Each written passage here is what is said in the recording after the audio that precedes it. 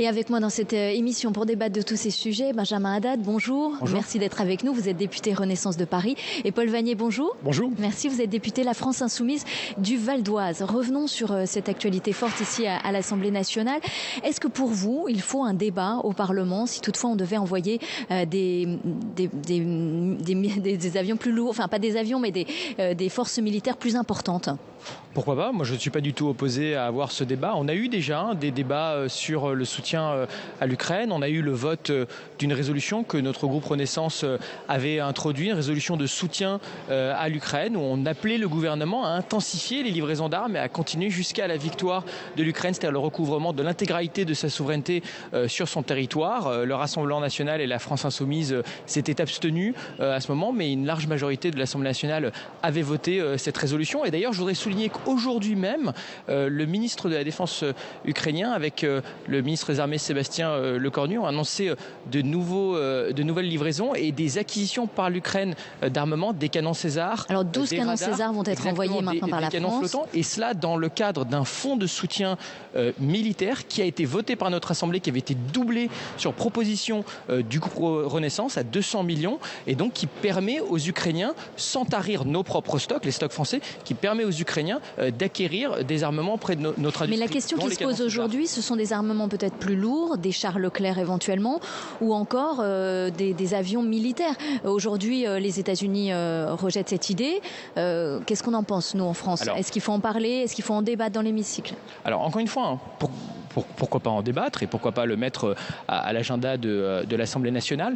Ce sont cependant des décisions qu'il faut prendre au niveau collectif avec les alliés. C'est ce qui a été fait par exemple dans le cadre des chars. Je voudrais quand même préciser, parce qu'on parle d'armes lourdes, d'armes légères, des chars, ça fait depuis le début de la guerre que certains alliés en envoient. La France en revanche a été le premier pays à envoyer des chars de confection occidentale à l'Ukraine, les AMX-10RC, qui vont permettre à l'Ukraine de mener des contre-offensives pour reconquérir son propre territoire. On a vu des victoires ukrainiennes ces derniers mois, la ville de Kherson. On espère que les Ukrainiens pourront continuer à repousser la Russie de leur territoire, comme ils l'ont fait avec beaucoup de courage, beaucoup d'héroïsme depuis l'agression du 24 février. Moi, j'étais favorable à ces livraisons de chars. Il y a eu d'autres chars, notamment les fameux chars Léopard allemands, dont on parle beaucoup, qui vont être livrés par l'Allemagne vient de donner son accord, comme la Pologne, ont même des chars. Je crois que c'est notre responsabilité. C'est à la fois dans nos intérêts pour stabiliser le flanc est de notre continent et pour défendre nos valeurs européennes de liberté, de souveraineté, que nous devons continuer à aider les Ukrainiens à se défendre. Alors Paul Vannier, vous avez demandé dans l'hémicycle de l'Assemblée nationale un débat sur l'envoi de forces plus fortes, plus importantes. Oui, il faut un débat, absolument. Il faut que la représentation nationale se saisisse de ces questions. Et pour un débat éclairé, il faut un Parlement informé. Et donc nous demandons d'être mis au courant de l'état précis. Et quelle est la position de la France insoumise sur l'envoi de...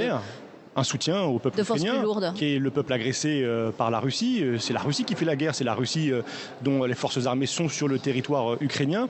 Il faut soutenir l'Ukraine, y compris militairement. Nous avons toujours d'ailleurs assumé cette position en disant que d'un point de vue, y compris du point de vue de cette confrontation, il y a peut-être des informations qu'il ne faut pas rendre publiques et que la France n'a peut-être pas intérêt à indiquer de façon explicite et claire le type d'armement qu'elle fournit à l'Ukraine. Mais attention à l'escalade, attention au risque de se voir entraîner dans un conflit qui rayonnerait sur une ère et une sphère plus importante, et attention au risque de prolongation.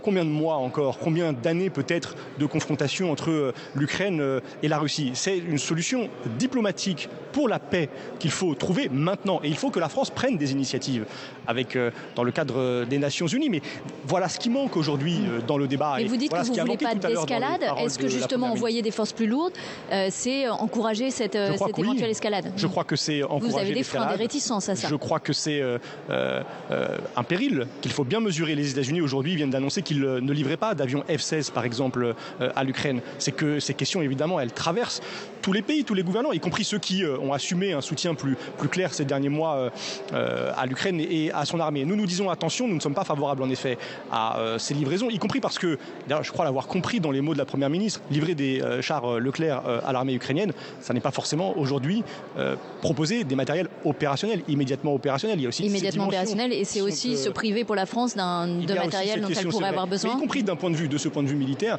je crois qu'il y a des arguments qui laissent entendre que ça n'est pas forcément une solution. Donc un débat, il le faut ici à l'Assemblée démocratique pour trancher ces questions, éclairées, et attention à l'escalade, tout faire pour la paix, voilà ce que doit être le rôle de la France. Parce qu'on a entendu le président du Parlement ukrainien demander une aide aérienne, ces fameux F-16 qui sont refusés pour l'instant. Est-ce que vous pensez que ce serait encourager l'escalade? Est-ce que dans ce cas, on deviendrait des co-belligérants? Non, et je voudrais tout de suite tordre le cou à ce canard de la co-belligérance qu'on entend depuis le début de la part de ceux qui ne souhaitent qu'une chose, c'est la victoire de la Russie. Nous ne sommes pas co-belligérants, nous ne serons jamais co-belligérants. C'est un terme, est-ce que vous avez déjà entendu le terme co-belligérant avant le 24 février? C'est un terme qui ne veut rien dire, c'est un terme qui est opposé à la livraison d'armes. La vérité, c'est que nous n'enverrons jamais de troupes françaises ou de troupes de l'OTAN en Ukraine. Ça, c'est une ligne rouge très claire qui a été fixée avant même le début du conflit par les Alliés. Nous donnons aux Ukrainiens les moyens de se défendre contre l'agression. Et la seule escalade, c'est celle qu'a choisie la Russie. C'est la voie de l'invasion. Je rappelle au départ d'ailleurs que, comme ça a été dit dans le débat tout à l'heure, que la Russie visait Kiev, voulait renverser le pouvoir démocratiquement élu en Ukraine, prendre le contrôle de l'intégralité du territoire. Nous ne donnons qu'aux Ukrainiens les moyens de repousser l'agression et de pouvoir défendre leur territoire. Et je regrette que sur ce sujet, au fond, il y ait une ambiguïté de la part de la France insoumise. Pourquoi une ambiguïté? Parce qu'on ne peut pas dire d'un côté que l'on soutient le peuple ukrainien et de l'autre côté s'opposer à chaque tournant à toutes les mesures d'aide, que ce soit les sanctions contre l'économie russe ou que ce soit les livraisons d'armes que l'on donne précisément pour soutenir ce peuple ukrainien. Le soutien, ça ne peut pas être que rhétorique, ça ne peut pas être que des tweets ou des discours. Il faut des actes. Aujourd'hui, c'est une guerre qui a lieu sur le continent européen. Est-ce qu'on peut dire qu'on soutient les Ukrainiens quand dans le même temps Jean-Luc Mélenchon se réjouit de l'annexion de la Crimée en disant c'est une bonne nouvelle, c'est toujours ça que l'OTAN n'aura pas? Est-ce qu'on peut dire ça et dire c'est évident que les Ukrainiens ne pourront pas se défendre et donc il ne faut jamais leur livrer d'armes? Ce sont les positions très explicites de Jean-Luc Mélenchon depuis des années déjà, bien avant même le déclenchement de ce conflit. Je rappelle encore une fois qu'en 2014, il s'était réjoui de l'annexion de la Crimée, qu'il parlait, c'est totalement vrai, vous pouvez le vérifier, vous pouvez le fact-checker en direct si vous souhaitez. Il a dit c'est une bonne nouvelle, toujours ça que l'OTAN n'aura pas. Il parlait régulièrement des néo-nazis à Kiev, reprenant là ici la désinformation russe sans aucun filtre. Voilà, donc là je dis qu'il y a une ambiguïté totale. On ne peut pas dire on soutient et s'opposer aux mesures de soutien. C'est polémique stérile, mais à propos des ambiguïtés, vous récusez la question de la co-belligérance, mais le président de la République lui-même a alerté sur le risque que la France soit considérée comme co-belligérante à cette guerre. C'est bien sûr, il l'a dit, et il a alerté sur ce risque, ce péril pour notre pays. Et de même, ambiguïté, on l'a vu tout à l'heure. Le gouvernement aujourd'hui se refuse à livrer des chars Leclerc et des avions de combat, position que j'appuie, que nous appuyons. On a vu que sur les bancs macronistes, il y avait en revanche un appui aux appels du président du Parlement ukrainien. C'est son rôle d'ailleurs, mais il y a peut-être dans votre camp, parmi vous, un débat en effet avec une aile peut-être dure, peut-être guerrière, peut-être va-t-en-guerre, qui voudrait entraîner la France dans un appui toujours sans limite d'ailleurs. Quand arrêterons-nous? Après les Mirage 2000, les Rafales, après les chars Leclerc, quel type d'armement encore? Donc je crois que le débat il est aujourd'hui dans le camp présidentiel. Nous sommes en effet des partisans de la paix et c'est cette action-là que la France aujourd'hui en tout cas, on sent bien qu'il y a besoin d'un débat ici à l'Assemblée nationale, puisqu'il a déjà commencé ici en plateau. Je vous propose à présent de découvrir ces quelques images de l'Assemblée nationale avec cet artiste qui s'appelle C215, qui a exposé ici des photos en fait à l'Assemblée nationale. Lui, il est pochoiriste et il est allé au tout début du conflit en Ukraine pour réaliser des pochoirs sur les murs, sur certains revêtements là-bas, et des photos ont été prises et cette exposition a lieu en ce moment à l'Assemblée nationale. On va retrouver à présent Baptiste Garguy-Chartier qui se trouve dans la manifestation parisienne boulevard de Port-Royal contre la réforme des retraites, parce que cet après-midi à l'Assemblée nationale il y avait beaucoup de questions, 8 questions sur la réforme des retraites qui interrogent, alors que le débat a lieu en ce moment en commission. Alors vous êtes Baptiste dans la manifestation. Est-ce qu'il y a plus de monde que le 19 janvier dernier? Écoutez, le cortège continue de défiler juste derrière moi. Vous le voyez, une mobilisation massive mais pacifique pour le moment. Nouveau mouvement d'unité donc pour les syndicats en signe de protestation contre la réforme des retraites. Alors, les premiers chiffres viennent de tomber. 500 000 manifestants ici à Paris selon la CGT. Rien du côté du ministère de l'Intérieur. L'intersyndicale, lui, espérait pouvoir égaler le rassemblement du 19 janvier. Vous l'aurez donc compris. L'appel semble donc avoir été entendu et parmi les revendications, bien sûr, l'âge légal de départ à la retraite ou encore la situation des femmes jugées risquées par les grévistes. Alors la question qui reste en suspens, c'est est-ce que ces mobilisations seront amenées à durer? Car on le sait, les oppositions, notamment la NUP, comptent sur ces nouveaux mouvements de protestation pour tenter, disent-ils, de faire plier le gouvernement. Merci Baptiste. Dans la manifestation Garguy-Chartier, nous sommes à l'Assemblée nationale, toujours en direct, salle des pas perdus. L'hémicycle s'est vidé à présent, mais il y avait beaucoup de questions retraite, je vous le disais cet après-midi, et une question notamment de la députée écologiste de Paris, Sandrine Rousseau. C'est Olivier Dussopt qui lui a répondu. On l'écoute. Dans les questions que vous faites mine de relayer ici, qu'en réalité, vous ne faites qu'écho aux désinformations, aux fake news, aux mensonges que vous ne cessez de proférer sur le système de retraite. Je note une grande différence entre vous et les bancs de cette majorité. Cette différence, elle ne tient qu'en un mot, responsabilité.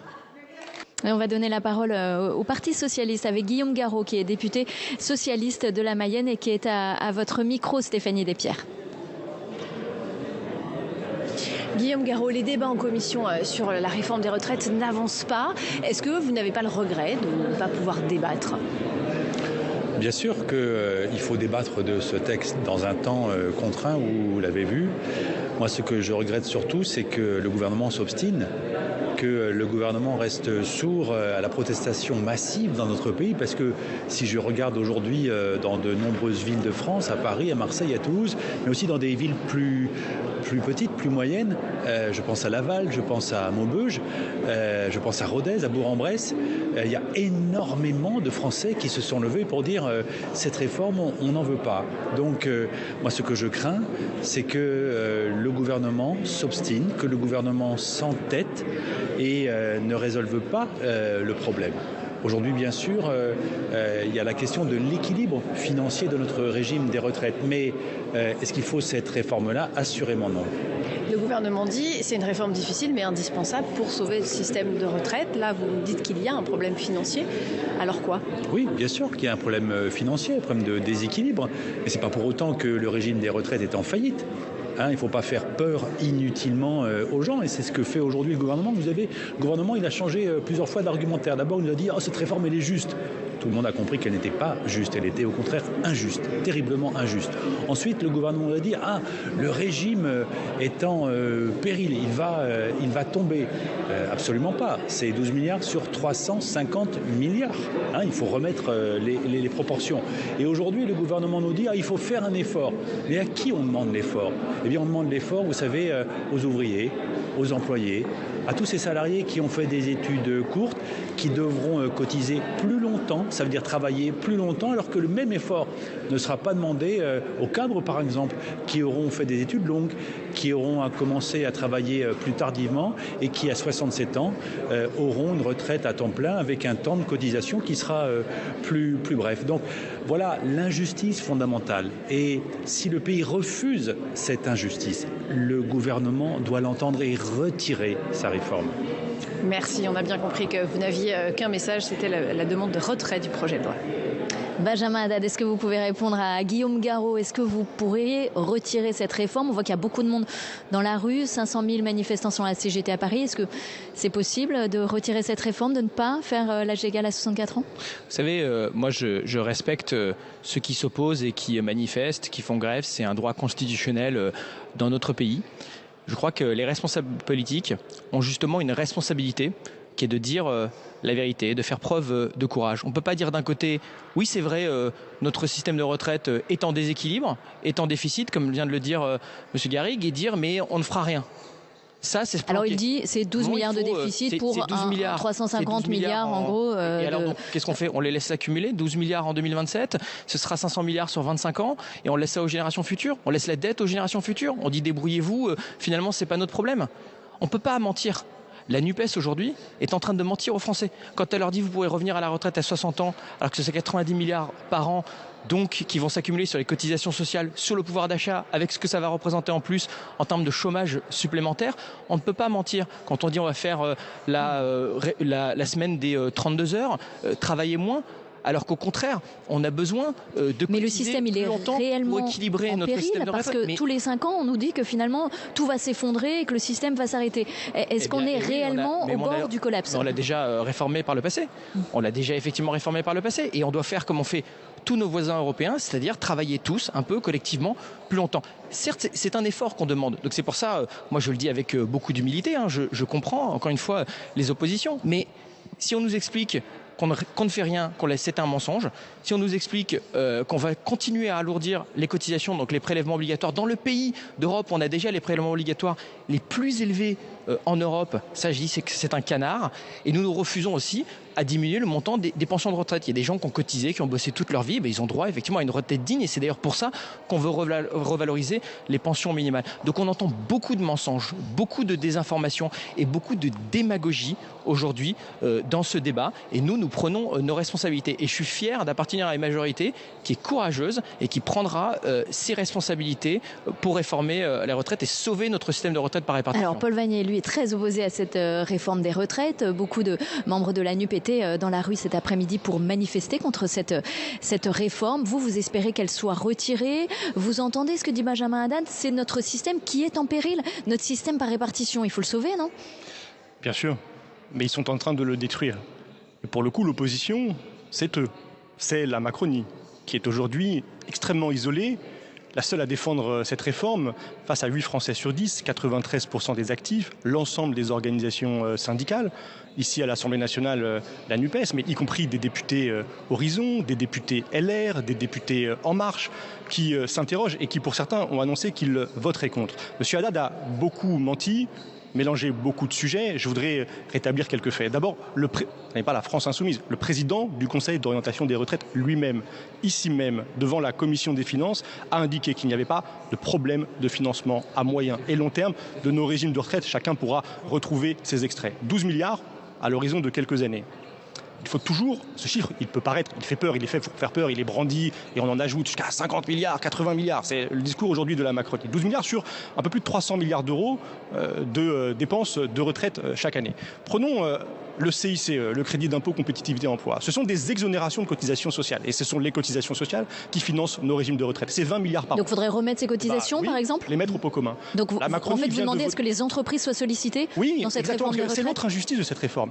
D'abord, elle vole aux Français les 2 plus belles années de leur retraite, à tous les Français, aux femmes, aux jeunes, à ceux qui sont les plus modestes, les plus pauvres, à ceux qui ont des travaux pénibles. Mais en plus, elle demande au fond à ceux qui travaillent, aux futurs retraités et aux retraités actuels, de payer les cadeaux fiscaux accumulés, une pluie de milliards depuis 2017, offerts aux plus riches et aux grandes entreprises. C'est insupportable. Il n'y a pas de problème de financement de nos régimes de retraite. J'achève donc sur le CICE, ces 20 milliards. Eh bien, rendons-le aux caisses de retraite. Elles seront à nouveau excédentaires.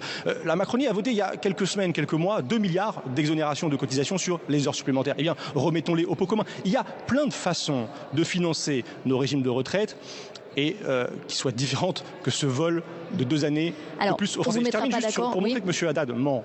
Il vient de dire que la retraite à 60 ans, c'était 80 milliards, je crois, a-t-il dit. L'Institut Montaigne, là encore, ce n'est pas une officine gauchiste, chiffre la proposition de la France insoumise à 26 milliards. Je pourrais vous faire la démonstration qu'il est possible de la financer, là encore. Mais voyez, entre 26 milliards et 80 milliards, il y a un triplement par 3. Les mensonges du côté de la Macronie sont 3 fois plus gros en ce moment qu'en temps normal. On ne vous mettra pas d'accord sur l'équilibre financier du régime. En revanche, il y a d'autres critiques qui sont formulées à l'égard de cette réforme, et notamment les injustices. Injustices pour les femmes qui n'ont pas de carrière hachée, mais qui ont eu des enfants et dont la maternité n'est pas suffisamment prise en compte dans les trimestres. Est-ce que là, vous êtes prêt à revenir là-dessus? Il y a une autre injustice qui est pointée du doigt, qui est celle que les personnes qui ont carrière longue, qui ont commencé à travailler tôt, 18, 19, 20 ans, devrait cotiser 44 ans et non 43 ans comme tout le monde. Est-ce que sur ces deux points-là qui cristallisent un peu les oppositions, vous pourriez lâcher un peu de lest? Moi, j'espère qu'on pourra avoir un débat constructif. Le texte est en ce moment en commission des affaires sociales. On va l'avoir après en séance. Il y aura des navettes entre l'Assemblée nationale et le Sénat. C'est à ça que sert notre Parlement, non pas à avoir des milliers d'amendements d'obstruction juste pour bloquer le débat comme le fait aujourd'hui la NUPES, mais pour améliorer le texte. Bon, je voudrais dire que sur la question des inégalités entre les hommes et les femmes partiront toujours en moyenne avant les hommes à la retraite, et que nous avons inclus par exemple les congés maternité ainsi que les congés de soignants pour aider un proche dans le calcul de la pension minimale, ainsi que des carrières longues. Pour les carrières longues, ceux qui ont commencé à cotiser avant 16, avant 18 elles auront une meilleure pension, mais elles n'auront pas le choix de partir plus tôt ou pas. Elles devront aller jusqu'à l'âge légal. Oui, mais en moyenne, elles continueront à partir avant les hommes, comme c'est le cas aujourd'hui. Et sur la question des carrières longues, quand vous avez commencé à travailler avant 16, avant 18 ou avant 20 ans, vous pourrez partir à 50, à 60, à 62 ans. Mais je voudrais quand même dire que moi, vous savez, je ne suis pas un homme politique de carrière, je suis député depuis 6 mois. On a eu des débats cet été sur le pouvoir d'achat. On a voté 20 milliards d'euros pour revaloriser les minima sociaux, pour protéger le pouvoir d'achat, pour renforcer le bouclier tarifaire qui a protégé les Français contre l'inflation des prix de l'énergie. Ils subissent violemment les conséquences de votre politique. Ils souffrent de l'inflation qui touche tous nos partenaires européens, même si un petit peu moins en France. La France insoumise s'est opposée. Je ne vous ai pas coupé, monsieur. La France on va être obligé de s'arrêter là. S'est opposée. Et à chaque fois, à chaque tournant, c'est les mêmes recettes. Taxer plus de cotisations, plus de prélèvements obligatoires, les mêmes recettes démagogiques qui seraient vraiment un moteur du chômage et de la baisse du pouvoir d'achat pour les Français. Merci Benjamin Haddad d'avoir été avec nous. C'est ça que propose la France insoumise pour les Français. Merci Paul Vanier, merci à vous tous de nous avoir suivis et puis restez bien évidemment sur la chaîne parlementaire.